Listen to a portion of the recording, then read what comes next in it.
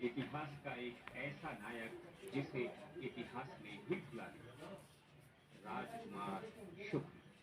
जी हाँ, यही उस चंपारण आंदोलन की वजह थी जिसे आजादी की लड़ाई में मील का पत्थर कहा जाता है।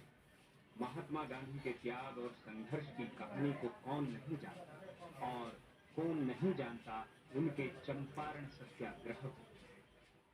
पर बहुत कम लोगों को ये पता है कि गांधी को चंपारण तक लाने वाले किसान राजकुमार शुक्ल ही थे। ये वो दौर था जब चंपारण की जनता, खासकर किसान, अंग्रेजों के जुल्मों सितम का शिकार हो रहे थे। किसानों को नील की खेती करने के लिए मजबूर किया जा रहा था। इतना ही नहीं, बात बात पर किसानों के ऊपर तरह तरह के टैक्स लगाए जाते थे। टैक्स नहीं चुकाए जाने पर किसानों की खाल उधेड़ दी जाती थी। इस जुल्म को देखकर राजकुमार शुक्ल अंदर ही अंदर घुसते जा रहे थे।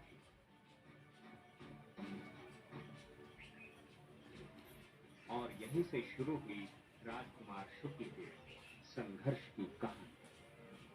महात्मा गांधी को कई चिट्ठियां लिखी, पैसे नहीं होने पर उधार लेकर, तो कभी चंदा मांगकर गांधी जी के पास जाते रहे। लगन ऐसी कि कभी कोलकाता की सड़कों पर रात गुजारते, तो कभी कागजों को जलाकर खाना बनाते। आखिरकार 1917 में जाकर गांधी जी चंपारण आने को राजी हुए।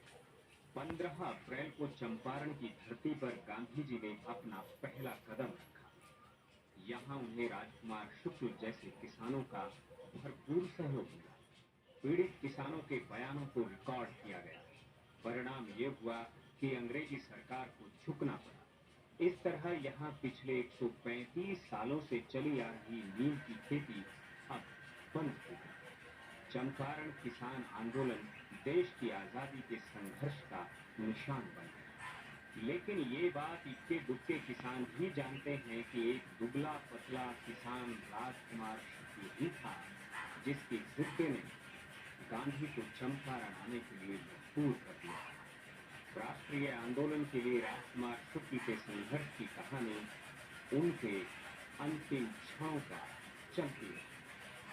1929 के शुरुआत में राजकुमार शुक्ल साबरमती आश्रम पहुंचे। कहते हैं कि जब कस्तूरबा ने राजकुमार शुक्ल का हाल देखा तो वो रोने लगा। उस समय महात्मा गांधी कहीं बाहर थे। तकरीबन 15 दिन बाद शुक्ल की गांधी जी से मुलाकात हो गई। साबरमती से लौटने के बाद